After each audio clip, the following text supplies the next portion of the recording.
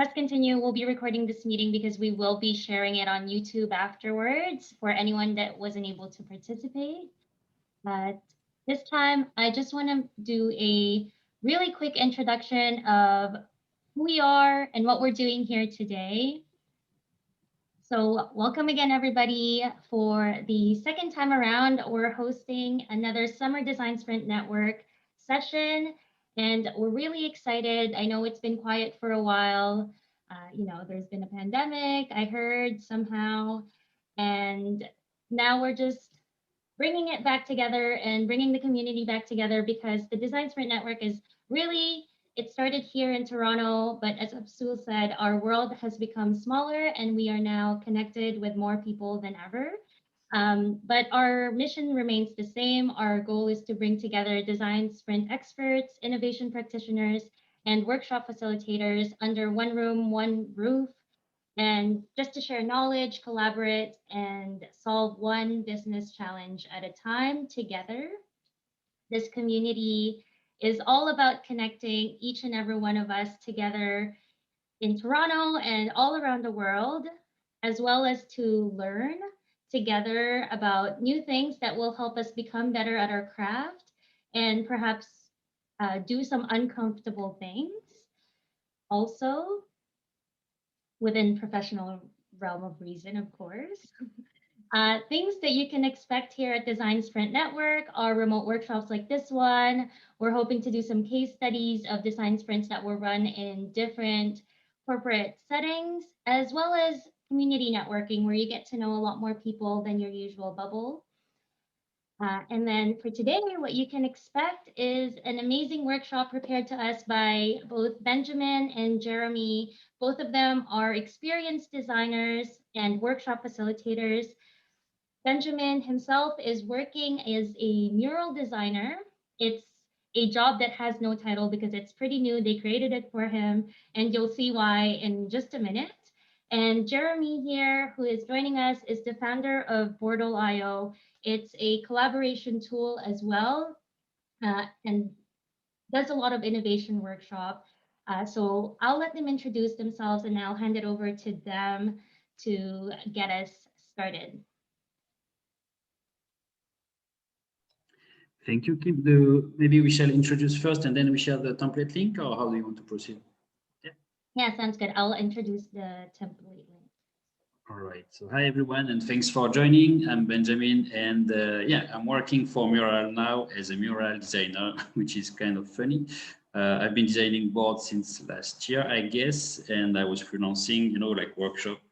And kind of they noticed me, I think, on the social network, and they offered me a position. And now it's been 4 months I'm working with them, and it's even better than I could imagine because I'm really focusing on designing boards now. So it's great, and I can see stuff from the inside. I'm happy to be with you here, and we will share what we know. And I will let Jérémy introduce himself, and after we'll jump into the template. Thanks, Benjamin. So yes, I am Jérémy. I am a 10 years product manager with of background. My main job is it's a product manager consultant, but since 1 year I am the founder of Bordel.io. It's a great resource to find all the workshop. So yes. And maybe now we can jump into the template. Yeah. Okay, the link is in the chat. We will just meet you there, and let's go. Oh, we have Lisa.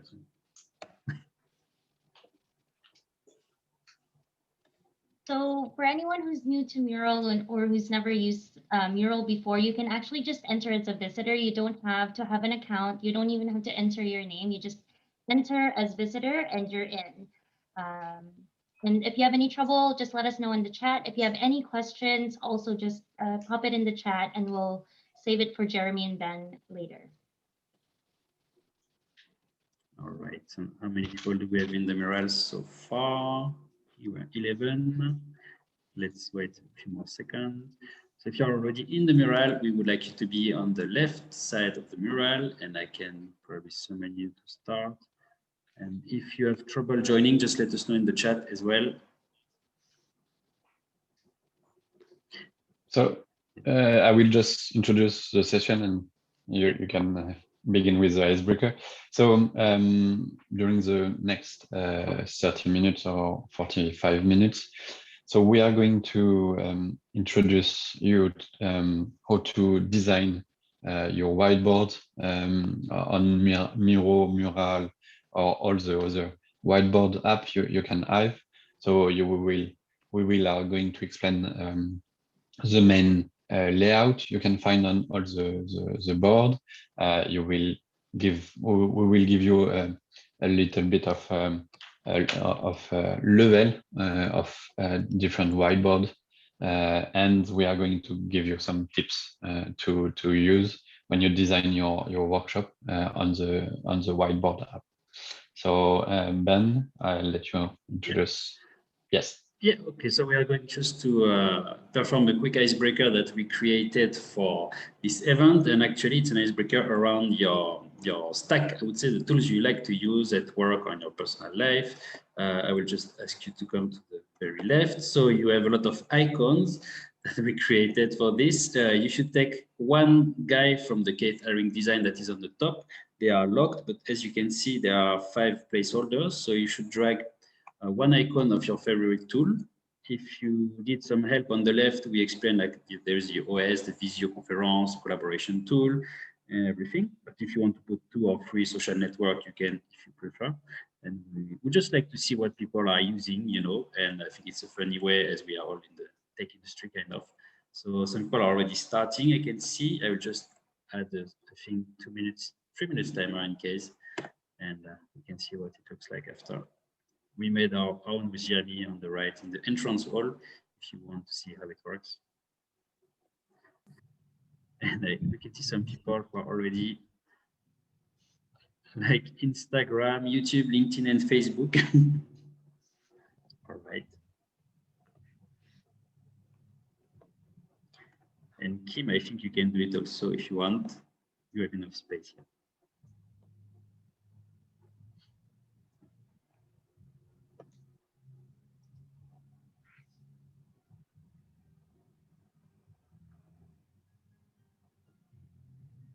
And if you have trouble using Mural, don't hesitate to ask questions on how to move or create a sticky. We didn't explain the basics, but no problem. If you need help, just let us know. Benjamin is an expert of Mural. No one is totally an expert of Mural, I guess. Hey, Benjamin, I don't see Basecamp here. Yeah, I didn't create the icon last time and I forgot it. So, but you can add a post-it, a sticky actually with Basecamp, and you can put it on your profile if you want. Yes, Basecamp is quite nice app. Yeah, Basecamp. At Mural, we are on the Slack Asana stuff, and Asana is always a pain. Okay, so I think we have 1 minute left, but we are almost good. So some people added more apps, but I guess it's fine. And I'm happy to see there is a lot of Miro also, Miro. It seems it's 50-50. Just trying to gather some info for my company. All right, so 50 seconds.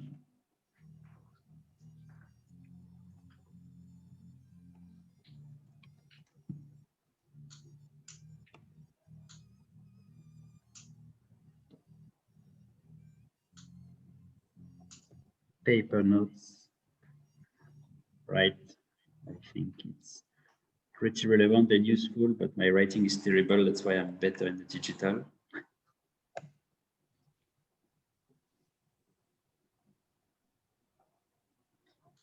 And we have butter, and yes, we could have used meat butter, but I felt like as it's on Mural, not Miro, it would have been easier with Mural and Zoom for the moment. But by the way, they are preparing an integration with Mural and Butter maybe before the end of the year, which would be great. Just to let you know. Okay, so we are good now. I think time is up. If you are finishing, just take a few seconds. Otherwise, we are going to move to the right in the entrance hall. If you want to follow me, or you can just follow by yourself. So I think Jérémy is more of a LinkedIn, Figma. I think we are almost say Figma, LinkedIn, Notion, and Miro, and I'm a Microsoft guy, yeah, and Zoom. Yeah. I could have added YouTube and other things, but anyway. Jérémy, do you want to say one word about your stack, or it's fine? No, it's fine. All right, so I will give it to you anyway. Yeah, for sure. So on the first part, we are going to focus on how to layout your board. So when you do a workshop is an addition of activity. So you will have normally you will have your icebreaker, all the activity you need, and you will have to close your workshop with another activity. So when you prepare your workshop on the whiteboard app, Miro or Mural, you can use different layout of to lay out all the activity with all the instruction and everything. So on the first part, we have noticed all the different layout you can use. So for example, for the first one, the horizontal layout was one of the easiest layout to use. It's like classic when you just put all the activity from left to right. It's the same for the second one. It's the vertical layout. I like to say that this one is more like all the user from PowerPoint. So they just put all the activity from the top to the bottom, from the top to the bottom, and it's more like a slide activity you can do. And then you have two different layout, more complex than the horizontal and the vertical. So you have the left to right layout, and you have the agenda layout. Both of them are quite useful. For example, when you do like multiple day workshop, for example, if you do a design sprint, it's quite nice to display in one line or on the column all the activity of one day. It's more clear for the user, for the participant, and then you can just put, okay, day one, day two, day three. So yeah, I like to use this layout of activity when it's multiple day workshop. Then I really like the next one. It's the centric layout. You can use it, for example, when you need to work on something very special. For example, if you work on a user journey or something like that, and you have all the if you have different activity, but you need to have a main object or a main user journey or a main, for example, mockup on everything. So you just put the main activity in the center, and after you have all the activity around this one. The next one is one I think it's one we prefer with Ben. It's like we call it the storytell layout. So it's like, for example, for this meetup, we design all the workshop as like a museum visit.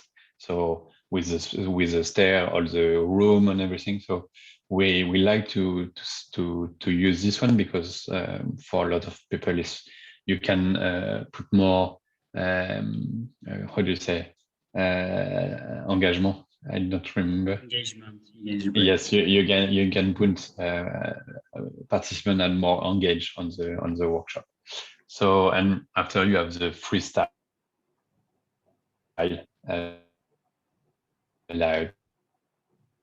layout where you can put the good here, so you just put all the activity where you can. So here for all the layout, I don't know if you have any question about all this layout. And yeah, let us know. Otherwise, maybe we can go to the auction room to the bottom. Yeah, it can help start the conversation.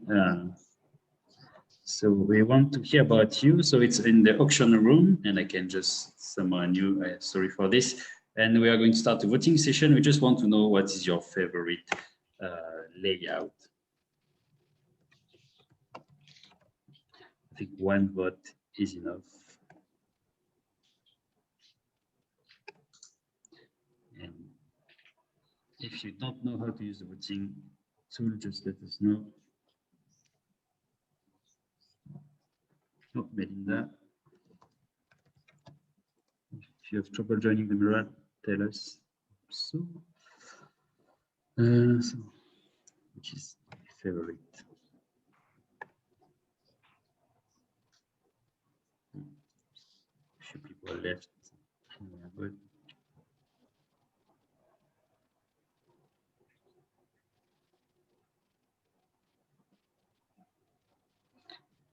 Three more people, and we are good for the vote.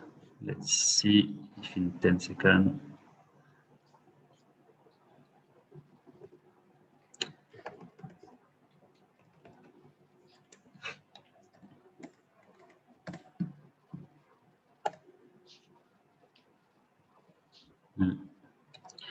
Yeah, I think, Kim, we can end the voting session. I guess the few people maybe are not here, and we don't want to lose too much time with this activity.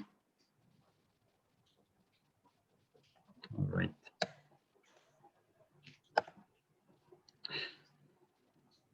Oh, okay. yeah. It seems the first one is the kind of agenda layout. Yeah. In front of the Storytel, the agenda, the Storytel board.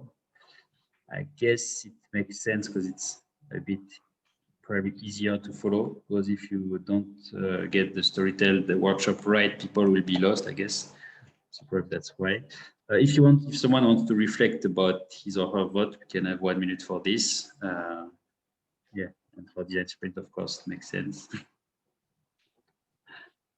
Someone wants to say something, or we are good to go? I think we are good. Okay, so now we are going to the top floor, which is the workshop studio. And this time I will just ask to be followed. So yeah, basically wanted to explain what we say, the 3 levels, I would say, of workshop design.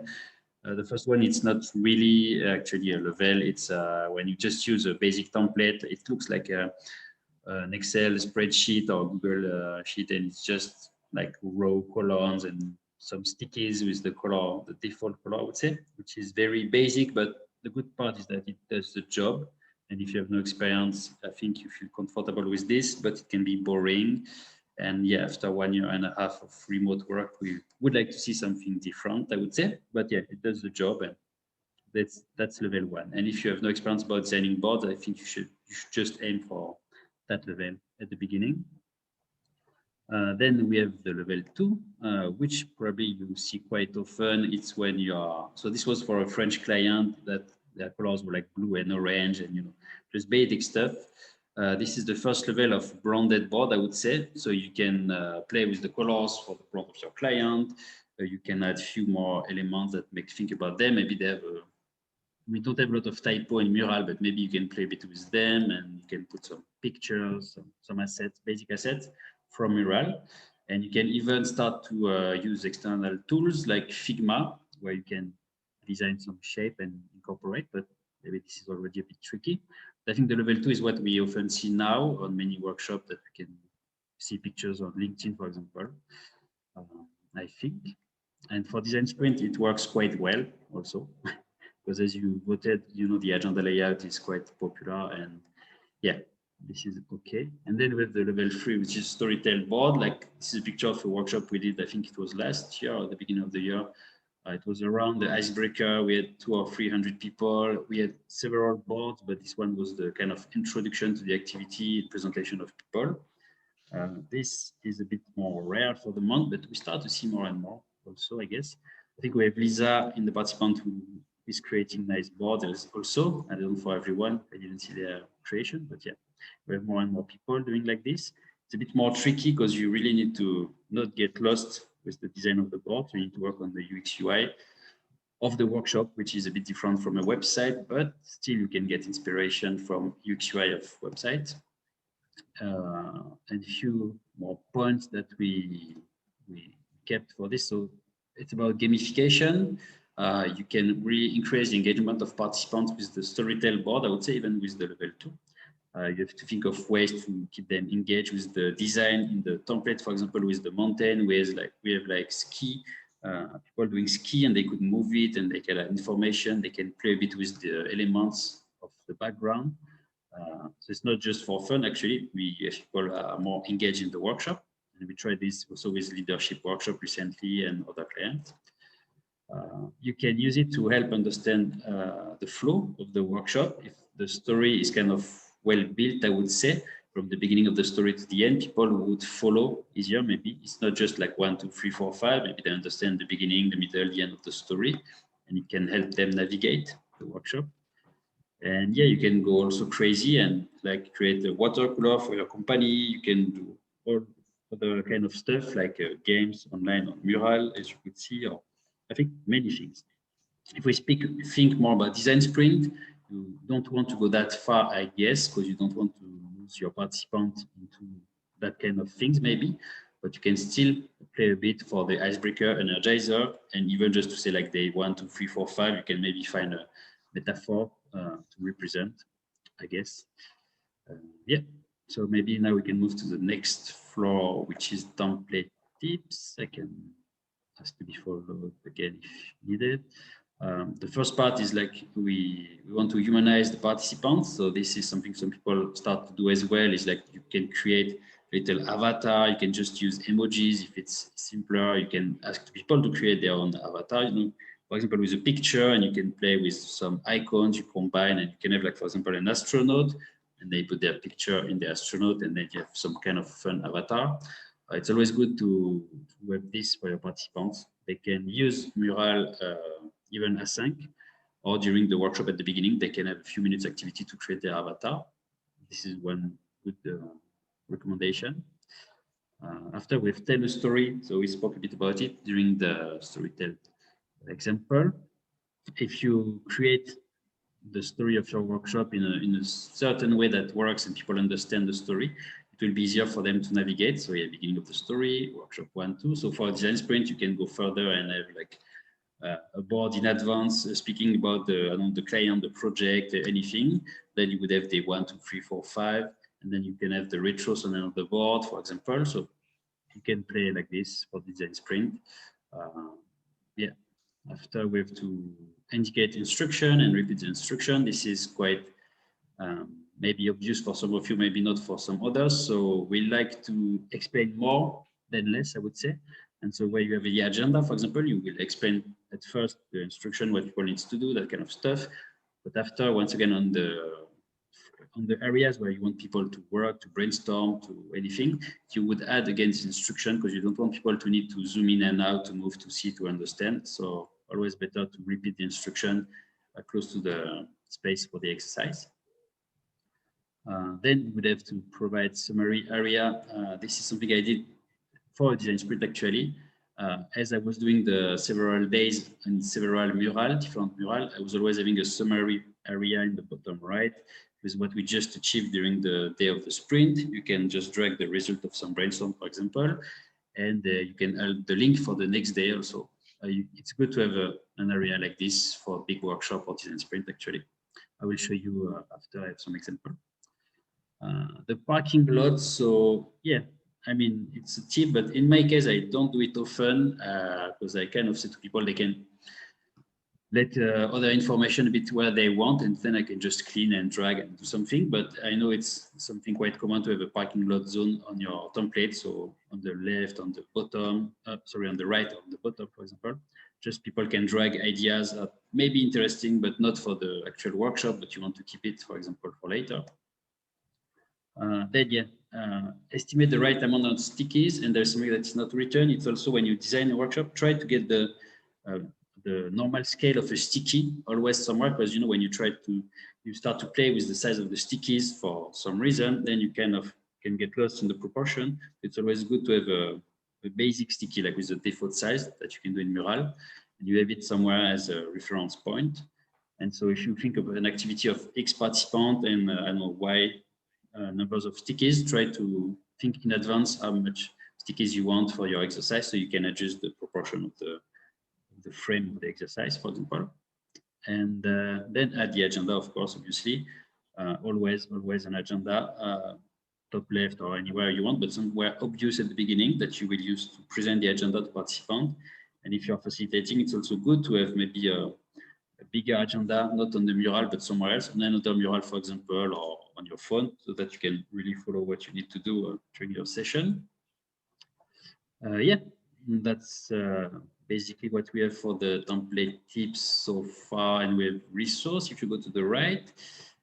Also, something important, think about an emergency solution, which could be having a Google Sheet or something else, or even a Miro or anything open in case it crashes in Mural or with Zoom. So to have a secondary solution, I would say. It doesn't happen often, but when it happens, you are happy to have a backup solution. And we would like to ask you if you have some tips or what you have experienced in 1.5 years. Maybe you have your own ways of doing the things. So here we have a space with some stickies, and we would love to hear from you. So you can just double click and add your own tips or best practice or what you saw, your experience, or we would love to hear from you. But yeah, let's maybe put 2 minutes for this, and we'll see if you need more minutes. How is it in the chat? Yeah, so the first one is very important, to lock everything. While they're writing that out there, Bertha had a question of how long it took you to create that storytell board. So do you, yeah, please go. No. Concretely, it depends of the board. It could for small design we can do it in 1 or 2 hours. But it depends of the complexity. For example, for this one, because for this one we design everything from the all the case ring character from the museum. So we have one part in Figma, and Benjamin did all the Figma stuff. I don't know how much you spend, for example, but yeah, sometimes, but it was mainly designing all the assets, the icons for the icebreaker, that kind of stuff. Took some time. Otherwise, it can be quite fast. Depends. Yeah. But for a good one, we always take like 1 day in total for a big one. But for more complex, because you always have iteration with the customer, because we sell our service to enterprise. So it's always like you can have like 2 days or 3 days of exchange. But for if you have all in mind, it could be like 2 hours for that. Recently, I had a workshop. It took me 1 week or more, but it's also because you come back with the client and you check and you iterate, and yeah, depends. But yeah. Thank you. Yeah, for sure. I'm with Bertha. I mean, I've always thought Mural is fun, but never thought we could make it this fun. So what do we have? Yeah, lock everything, as you said, back up everything. Use the Mural outline. Yeah, the outline, I don't know, recently I use it less and less. I don't know why. But yeah, I think it's super useful for participants to just say, click on the outline to navigate, and you can add a lot of tips in the outline or instruction also that's not bothering your design, for example. So this is a good one. Yeah, activities take longer than what you think, of course. It's really important to know, because if you try to put too much things in your workshop, then you will end up late, or you don't finish, or you go too fast. So it's not the best experience. I really like this one. Yes, Yeah. we always take 1.5 is quite a good number, but I would I like to say that we need like 30% more time. That's normal in a normal activity.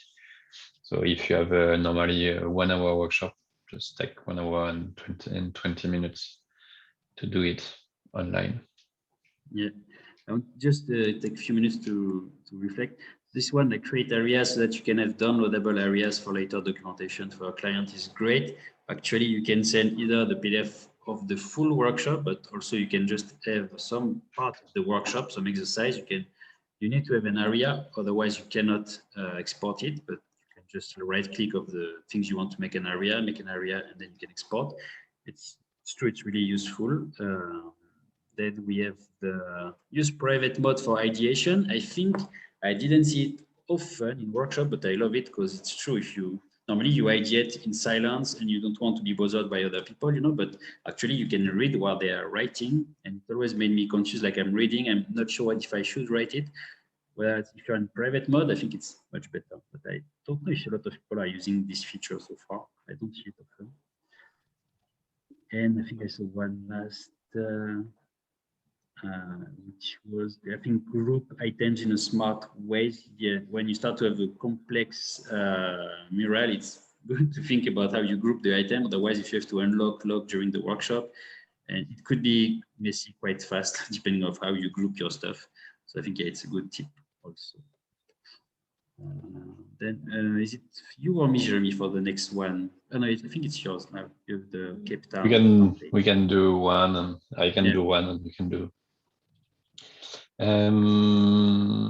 Okay, let's go to the next one. So for we will give you some example of what we did. So and every time we put the example of what we did and how we made it, what with for example. So for this example, this one is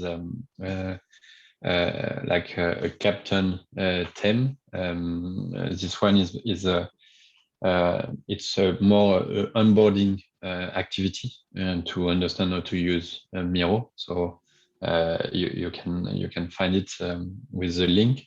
And for this one, you ask how long I take to create for this one. I think for this one I took like 2 hours to do it, but yeah, so I did it with the form from Miro, some icon for the house and for some stuff, and I draw some element for the mountain or for some line for that. So yes, you can have the link for this one. Yeah, for the next one. So the next one is it was one of the first we do it. We did it. For this one, we only use form from Miro and emoji to add like animal or some fish and everything. This one took like 3 hours to do it, but it was one of the first one. And for the last one, this one was very more complex. We did this one with Benjamin and two other people from Make Teamworks. Make Teamwork. Yes, it was like a meetup, 90-minute meetup. It was more complex because we had to design everything, all the elements. So we did like a Figma design system, and after we import all the form and all the elements. So this one, and we iterate a lot with the other team from Make Teamworks because we wasn't sure about the layout. We had this activity, this one, and so yes, for this one, it's more like 1 week at time. So yes, you can find all the example with the link for that. I don't know if Benjamin, you want to add something? Yeah, I think I can. So I can quickly just speak about this. I started a YouTube channel where I would love you to check the YouTube channel because I'm making videos about how I design in Mural. So I think you could learn some stuff, some tips on how to use Mural or just tips for designing in Mural. So when you have time, it would be great that you can have a look to this. You would find useful resource. And I want to share also, if I can share my screen actually, Kim, I don't know if I'll try to request. Yeah. Just Yeah, you can go ahead. perfect. Thanks. I don't like the Zoom. I still don't know what they are doing like this. Okay, so quickly, I want to share one design sprint I did once. It was A5 half and 5 and anyway, it was a bit complex. We had 45 participants. It was more of a learning experience of the design sprint process than a real design sprint for a client. But just want to show you that you can do some stuff. So it's not super well designed. It's more about the how you can set up the design sprint and have a lot of participants. And also it's in French, but you had tips like what they could do online, offline each time, because we had to do the design sprint in a month, but only with 2 or 3 sync workshops and a lot of async work for participants. I just wanted to share this. So yeah, the kickoff and people presenting themselves, but async, so you can have a look to everyone, you know, but you don't want to waste too much time because if you have 45 people, even if they have 1 minute to present, you're already 45 minutes. The agenda, the brief, everything at the beginning. We had the expert interview. We had the map.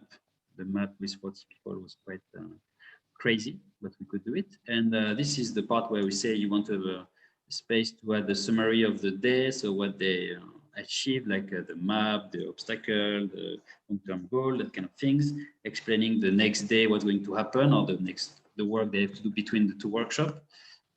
Yeah, that was the design sprint. And you can see that even you can go far in the storyboarding, I would say even a bit wireframing. So I tried to create some elements for a wireframe within Mural. At that time, it was an experiment. So the cheat is that many people were UI designer or students, so it was easier for them, I guess. But in the end, they managed to make a mix of elements from Mural by hand also. Sometimes they were mixing the hand drawn, maybe not on this one because we had 5 rooms, but anyway, they were combining different tools to create some interesting, I think, storyboard and even the wireframe after. Yeah, and this is another day of the sprint, but anyway, the idea you can understand, I would say. And another template that I'm working on, which is more about designing templates, designing workshop. So this is an example. It could be a road trip workshop where you have stop and you have exercise on the way. And so I'm working on this, and this is all with native shapes, which is, I think, more interesting in the end. You can use Figma to create cool stuff and import in Mural, but if you use native shapes, actually, you can easily change colors or make some modification. And so I think it's something that people will be willing to use, if I can say. You can combine GIF and shapes and some nice effect. I think this is where we are going to dig deeper with Jérémy, with virtual workshop. I just wanted to show you that you can do a lot of stuff just with native shapes in Mural. And I think it's more flexible. Yeah. And we can go back to the board, to the Mural board. We are now into the Q&A room. So we would like to hear if you have question or anything, like we can have maybe 4 or 5 minutes for the Q&A. So please don't hesitate. You can ask question and get off mic, or you can write them and you can answer as you prefer. Yeah, actually, I have a quick question while maybe some of you guys are still thinking about your questions. You showed us the design sprint board. I saw one of the challenges that I find whenever we're running design sprints online is doing the storyboarding as a team. You managed to have 45 people, even if they're UI and UX designers, to create like a sensible storyboard. How did you prepare for that? I saw that there was like a little library of templates or icons that you wanted them to use. Is that something that you built while talking to them? Yeah, so at that time I had maybe 1 week to prepare the storyboard session, so it was easier. I made a template. Each group, I think it was like 7 or 8 people in each group, like maybe I don't know, 5 groups, 6 groups, and they had the same kind of template explaining the process of the storyboard, providing some assets directly made in Mural that they could use, and they had the frame where they could put either the picture of what they did, the idea, or their working space. The idea was like everyone of the team, like 7 people, would do the storyboard, and then they would together discuss, vote, highlight parts, something like this. At the end, they had to combine their 7 storyboards in one. That would be the one of their team. It was something like this, yeah.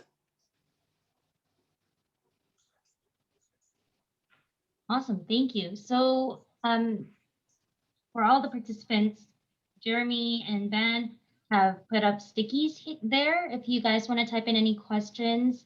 I also just want to take this opportunity. I know it's we're nearing our end time, but Ben briefly touched on it, almost quietly touched on it, but they are working on an advanced designing or an advanced master class on how to design better workshop experiences. That's something that if you guys would like to talk about it, we welcome it. I'm sure a lot of you might be interested. So I give the floor to you while we type up our questions. Yeah, thanks. It seems that we don't have a question so far, so I guess everyone is good with this part. Jeremy, do you want to explain the last part with the little guy dancing? Go for it. Go for it. Go for it. Actually, you made an icon. So it's just the last part. So we want to, some networking. So even if we know some of you, you can just click on a guy, duplicate, Control D, drag it to the right, where there's the dancing dance floor, sorry, in English. And we would like you to add your LinkedIn profile if you want, and so we can know who is who. We can connect with you if we are not already connected. And yeah, that's a little activity at the end. I think we have a time already going. Yeah, and after, so let's do the party, but if needed at the end, we put all the resources. So we put on our LinkedIn profile, and we add 2 other resources. So our website, virtual workshop.design. So we, for your information, we sell our service to design board.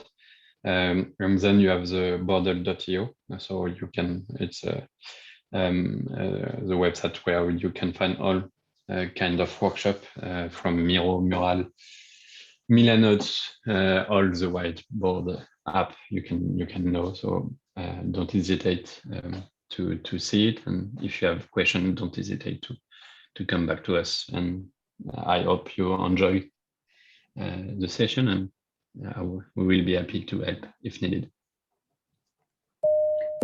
Yeah, and just on time. Perfect. Yeah, you can check virtualworkshop.design, and so we didn't finish to create our masterclass. Just if you're interested, you can add your email on the sticky in the Mural, or you can just send us a DM in LinkedIn, or anything is fine. Probably it will be at the end of August or beginning of September that we want to polish the thing first. And yeah, don't hesitate also to reach out for any question. We are happy to collaborate, help. I mean, even just tips like this, we love what we are doing, so it's always a pleasure to share. Maybe Kim, do you want to add something to conclude, or I don't know if you have any? Yeah, absolutely. So first of all, thank you everyone for coming to attend today's Lunch and Learn, as we now call it during the summer. But most especially, thank you to Benjamin and Jeremy for preparing this amazing topic for us. We learned a lot. It was super quick and it was packed with a lot of good stuff. And I'm excited to learn more about your upcoming advanced master class. It's something that I'm really looking forward to. So I'll definitely reach out to you guys. And again, what Benjamin and Jeremy said, if you guys have any questions, whether it's about design sprint or whether for the design sprints, you can reach out to me. For the designing boards and workshop experiences, you can reach out to Jeremy and Benjamin. I did link the virtual workshop.design and Bortle.io on the chat here so that you can check out the 2 resources that Jeremy has just shared. And you know where to find us on Meetup and or LinkedIn. And then lastly, before I lose everybody here, I would like to invite you to just fill out a really quick 30-second survey on Typeform, just to let us know how everything went. And if you have any other further questions, you can drop it in there as well. It's 3 parts or 3 questions, and it's super, super easy. So I'm going to share that here on our chat. And meanwhile, while we're in the party room, I am going to play some music. Yeah.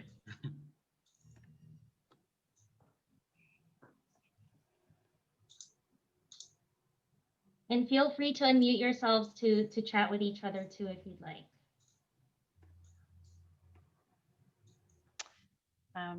Kim will probably be slightly, I don't know what, but I just wanted to share she's getting married this coming Saturday. So I just wanted to share that with her. So she, as always, is super awesome and has pulled this amazing event together, despite the fact that she's also trying to pull her wedding together this week. So yay. It's on the recording. Eh? Congrats. Thank you, guys. So I left the feedback form inside the chat. Again, thank you so much, Jeremy. Thank you, Ben. I will hear back again from you guys, and I'll see you at the end of August for your masterclass. Yeah. Thanks, Thank Kim, you. and thanks, Leah, for organizing this. Thank everyone. It was great to see you all. And let's talk soon on LinkedIn or anywhere else. Thanks for everybody for coming today. Thanks for your time, Benjamin and Jeremy.